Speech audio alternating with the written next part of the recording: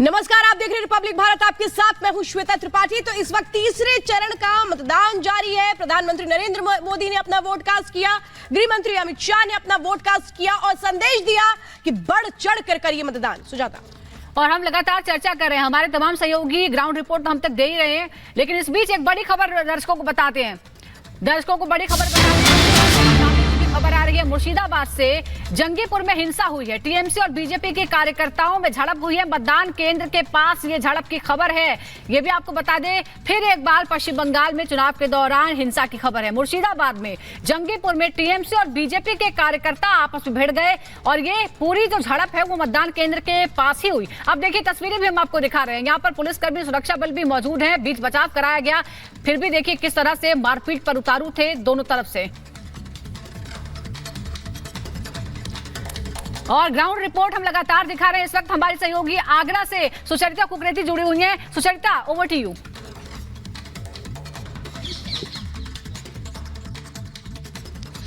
तो तीसरे चरण का चुनाव है सुजाता, जैसा कि आप बता रही हैं, और 93 सीटों पर वोटिंग हो रही है। हमारे अलग अलग सहयोगी, रिपब्लिक भारत की एक बड़ी टीम अलग अलग सीटों पर मौजूद है। मैं इस वक्त आगरा में मौजूद हूं। एसपी सिंह बघेल की ये सीट है। 2019 में उन्होंने सीट जीती, अब 24 में एक बार फिर बीजेपी ने उन पर दाव लगाया, लेकिन ये वो बहुत कम सीटें हैं जहां पर मायावती जी भी रैली कर रही हैं, क्योंकि चुनाव में ये सवाल बार बार पूछा जाता है कि मायावती कहाँ है। आगरा में उन्होंने रैली की। सर, आप वोट डालकर आ गए? जी, आगरा में माहौल क्या है चुनाव?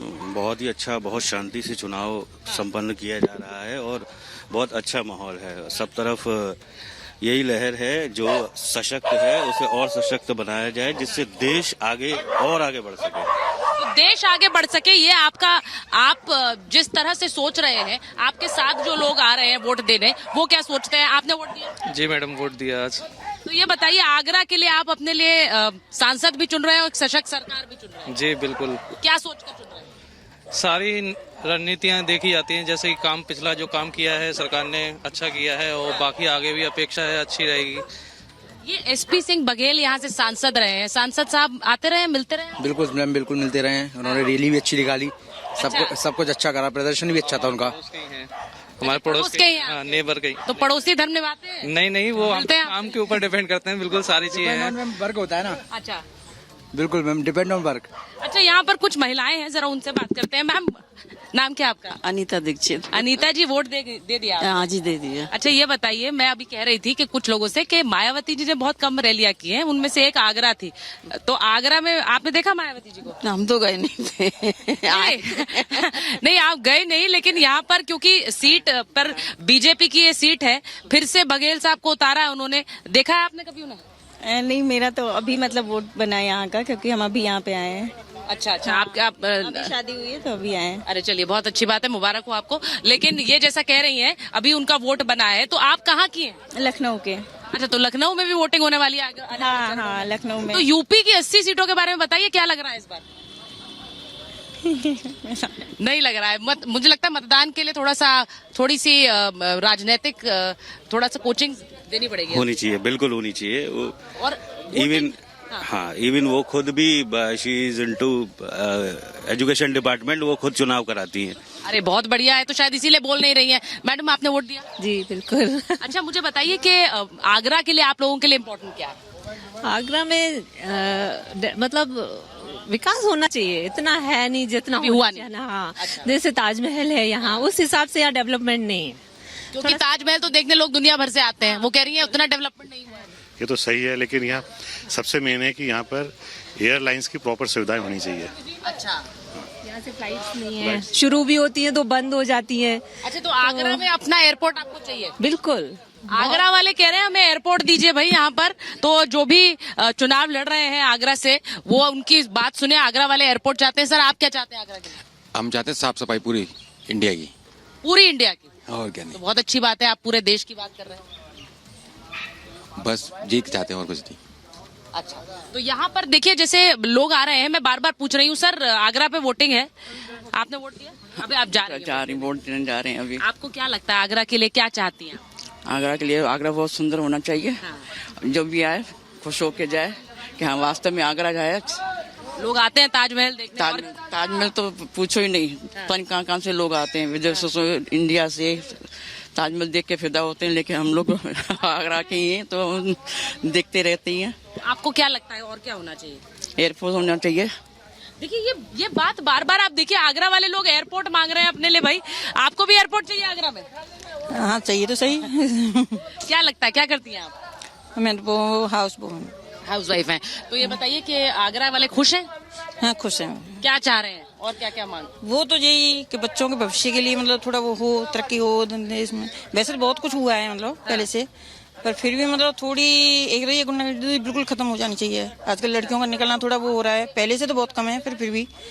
और वैसे मतलब थोड़ी तरक्की तो होनी चाहिए, तरक्की होनी चाहिए बिल्कुल, और बतौर एक देश होनी चाहिए। मैं एक बार बता दूं आपको कि आगरा से एसपी सिंह बघेल, जैसा मैंने पहले कहा कि केंद्र सरकार में मंत्री भी रह चुके हैं, एसपी सिंह बघेल एक बार फिर से चुनाव लड़ रहे हैं और यहाँ पर त्रिकोणीय मुकाबला एक बार देखा जा रहा है आगरा के लिए। अब ये बताऊं आपको कि इस बार यूपी की 10 सीटों पर वोटिंग है। 80 सीटें यूपी की लोकसभा के लिए किसी भी पार्टी के लिए बहुत अहम होती है। बीजेपी ने 2014 और 19 जीता है, तो इसी यूपी के दम पर जीता है और इसीलिए यूपी पर खास फोकस बार बार रहता है। मैं आपको बता रही हूँ आगरा की तस्वीर, जहां से लोग अभी वोट देकर निकल रहे हैं। माता जी, वोट दिया आपने? हाँ। आप देखिए दिक्कत हो रही चलने में, लेकिन आई हैं आप वोट देने? बिल्कुल, क्यों नहीं आएंगे। भारत के संविधान के सिपाही है ना, तो क्यों नहीं रक्षा। क्या बात है, बहुत अच्छा लगा सुनकर ये। और क्या, संविधान के सिपाही हैं वो लोग। कुछ कह रहे हैं विपक्ष या पार्टी का रहे हैं कि नरेंद्र मोदी आएंगे तो संविधान खत्म करेंगे। अरे आज तक संविधान खत्म हुआ है क्या? कोई किसी में ताकत है क्या संविधान खत्म करने की? तो कोई नहीं कर सकता, चाहे कोई भले ही विपक्ष पार्टी है तो ही नहीं कर सकती। कोई भी आए, कोई भी आए। देखिए कितनी अच्छी तस्वीर ये है। वो कह रही है मैं संविधान की सिपाही हूँ, उन्हें चलने में दिक्कत है लेकिन आई हैं वोट डालने, और ये भी संदेश दे रही है कि कोई भी आए, संविधान कोई खत्म थोड़ा ही कर सकता है, किसी के हाथ में थोड़ा ही है। और ये संदेश मुझे लगता है कि बहुत ही सुंदर संदेश है जो यहाँ आगरा के वोटर ने दिया है। अलग अलग कॉन्स्टिट्यूएंसी से जो तस्वीर आपको दिखा रहे हैं, न सिर्फ आगरा बल्कि जैसा मैंने कहा कि 93 सीटों पर वोटिंग है। और आज की वोटिंग खत्म होने के बाद आप समझ लीजिए कि आधे से ज्यादा सीटों पर किस्मत सील हो जाएगी। कौन सी पार्टी आ रही है, किसको लोगों ने चुना है, किसको मत दिया है, ये बहुत हद तक तय हो जाएगा। पैर में आपके चोट लगी? हाँ, एक्सीडेंट हो गया है। तब भी आई हैं वोट देने? बहुत अच्छी तस्वीर लगती है ये मैम। हम लोग जाते हैं अलग अलग जगह, गर्मी लगती है तो लगता है कि गर्मी में काम कर रहे हैं, लेकिन जब आप जैसे लोगों को देखते हैं तो लगता है कि देखिए इस उम्र में भी आप पट्टी लगा कर आ गई। क्या लग रहा है आगरा में?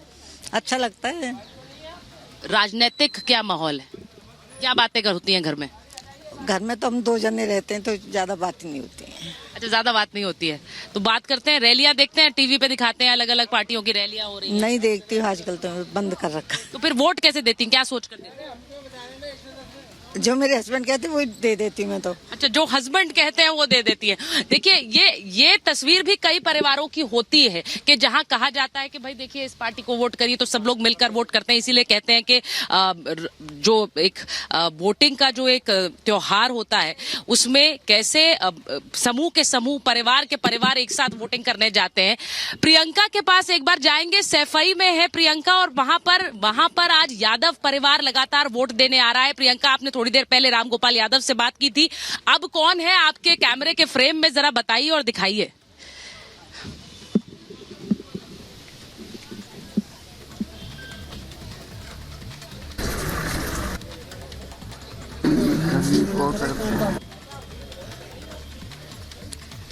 लगता है प्रियंका तक आवाज नहीं पहुंच रही है, लेकिन प्रियंका ने थोड़ी देर पहले रामगोपाल यादव से बात की थी। वो वोट डालने आए थे, यादव परिवार सैफई में वोट डालने आया है। महत्वपूर्ण ये है कि डिंपल यादव मैनपुरी से चुनाव लड़ रही हैं, उनके लिए ये अहम सीट है जहां पर अखिलेश यादव ने भी उनके लिए प्रचार किया।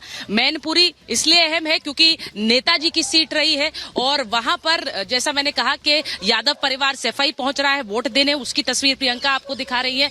मैनपुरी से सुहेल हमारे साथ है, मैं जरा एक बार बात कर लेती हूँ।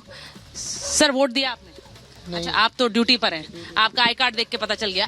तो यहाँ पर जैसा मैंने कहा कि लोग लगातार आ रहे हैं और हम उनसे बात करने की कोशिश कर रहे हैं क्योंकि तीसरे चरण की वोटिंग, 93 सीटों पर वोटिंग, 11 राज्यों में वोटिंग। कई राज्यों में आज की इस वोटिंग के बाद वोटिंग पूर्ण हो जाएगी और उसी के साथ साथ यूपी जैसे राज्य भी हैं जहां पर 7 चरणों में वोटिंग होनी है।